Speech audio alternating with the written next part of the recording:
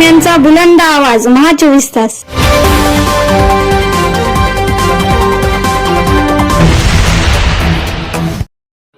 बातमी येते नांदेडमधून.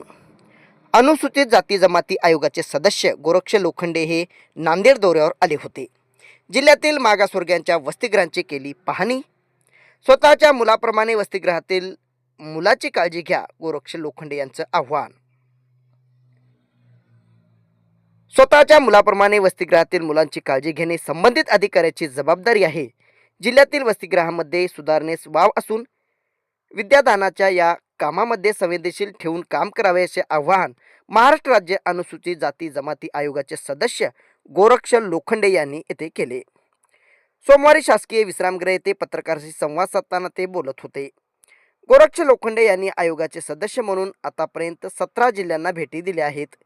समाज कल्याण विभागामार्फत चालवण्यात येणाऱ्या वसतिगृहात शिकूनच आम्ही देखील मोठे झालो आहे. त्यामुळे या वसतिगृहाची माणसाच्या व्यक्तिगत आयुष्यात वाढ होण्यास काम महत्त्व असते याची पूर्ण जाणीव आहे. त्यामुळे राज्य शासनाने मागासवर्गीय वसतिगृहांच्या संदर्भात अतिशय संवेदनशील धोरण ठरवले असून विद्यार्थ्यांच्या तासिका, त्यांच्या शिकवण्या, त्यांच्या प्रशिक्षण सर्व लक्षात घेऊन भोजन व निवाऱ्याची सुविधा संवेदनशीलतेने पुरवावी असे आवाहन सुद्धा त्यांनी केले आहे.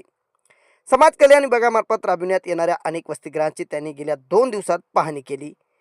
त्यावेळी त्यांनी मुदखेड येथील वसतिगृहातील सुविधा व शिस्तीचे कौतुक केले. महाराष्ट्राला मोठमोठे अधिकारी या वसतिगृहांनी दिले आहेत.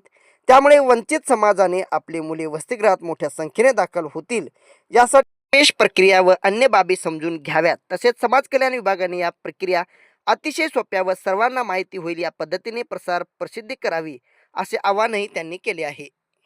हे अमृत महोत्सवी वर्ष असून या काळामध्ये आयोजित कार्यक्रमातून सोप्या शब्दात संविधान जनतेला माहिती होईल. तसेच या संदर्भातील अफवा पसरणार नाही, त्याला कोणी बळी पडणार नाही यासाठी कार्यक्रम राबविण्यात येत असल्याचे यावेळी त्यांनी सांगितले.